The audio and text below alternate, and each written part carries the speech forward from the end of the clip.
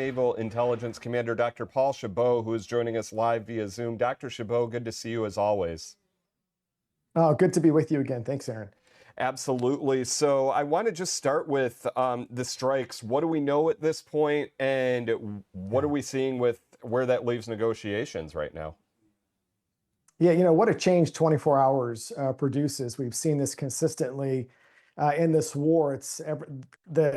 The amount of news and information that continues to come out is quite startling. It's very difficult, I think, for the average folks at home to look at this and go, what's going to happen tomorrow? I think the bottom line is we don't know, but what we can tell you is what we know in the last 24 hours.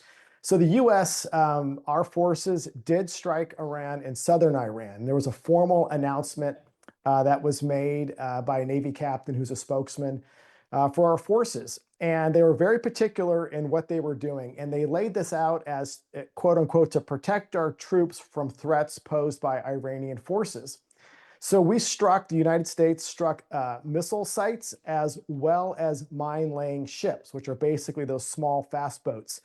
What's very interesting about Iran is that despite the negotiations with the U.S. in Qatar, we are seeing the Iranians still hostile. When you're laying mines in the Strait of Hormuz, that's an act of war. They do not own the territory. And that also tells us one of two things. Either one, that these negotiations are just bluster for Iran to continue down the trajectory of delay so they can rebuild their military, or a broader context that there is conflict within Iran with the Shah who controls the military, or their more civilian side run through their president, that the two channels really just disagree. I think it's more of the first one here, that Iran is flexing their muscles, testing the response of U.S. and our allies in a very brazen way, because opening the Strait of Hormuz is really job one. Certainly eliminating the nuclear capability for weaponry is critical, but on everybody's minds right now, it is about opening the Strait of Hormuz and lowering gas prices.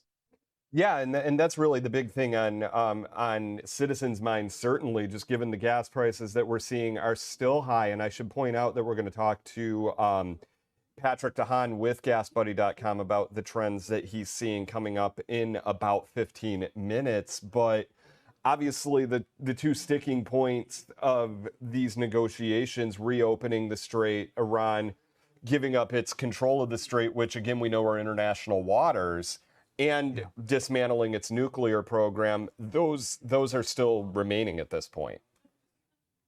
It is. And there's other major components happening at the same time.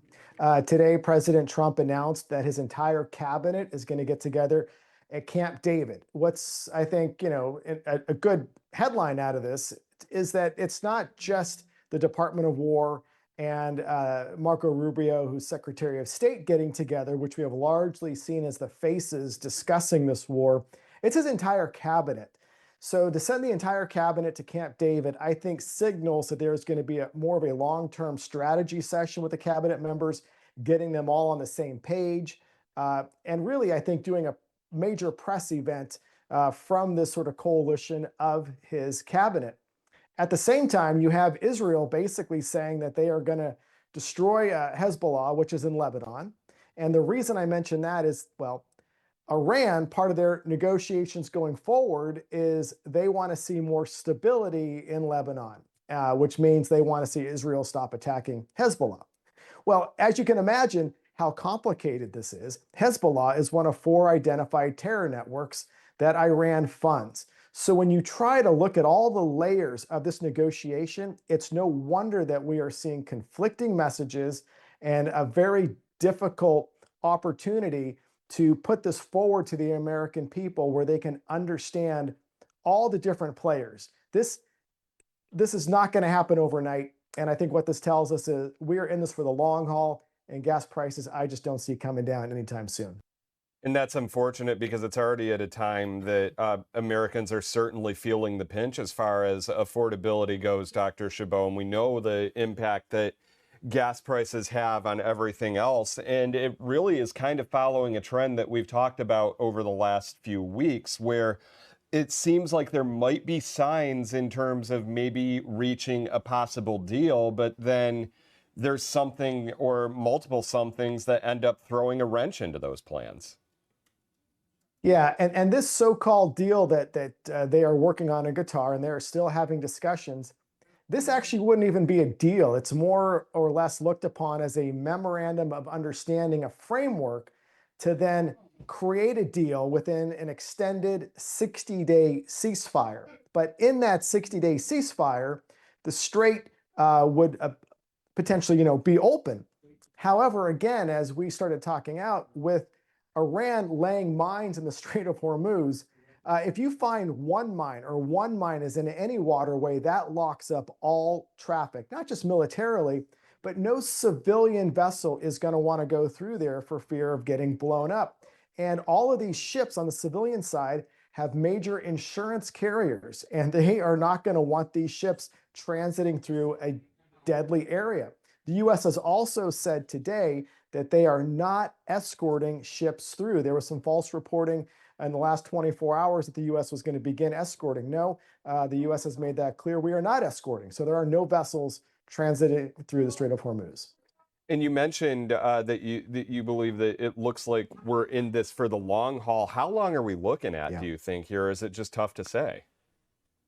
I think it is very tough to say when you look at just Iran overall. We know they're losing close to $500 million per day every day that this goes on. We know that their oil capacity for storage is at its level where they can no longer store anymore, which can create long-term damage.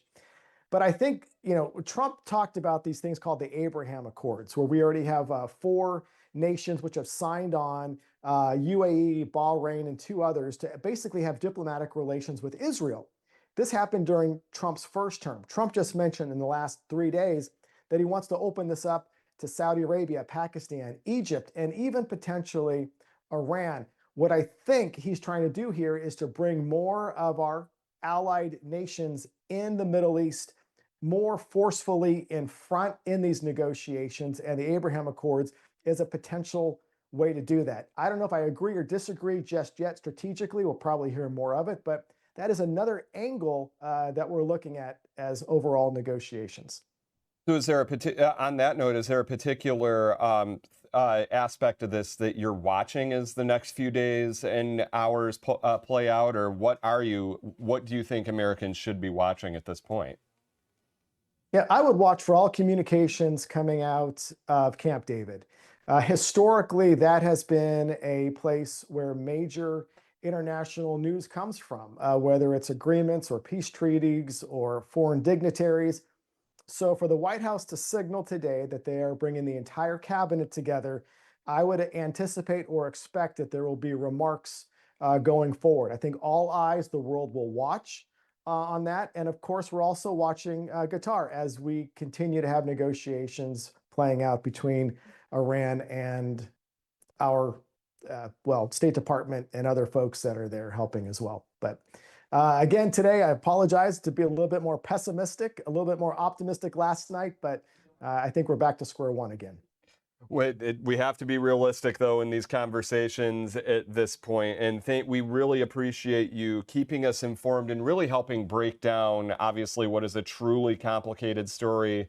Retired Naval Intelligence Commander Dr. Paul Chabot, thank you for being here. My pleasure. Thanks, Aaron. Have a great day. 4:19 right now. When we come back, meteorologist Stephanie Mead has a look at the forecast.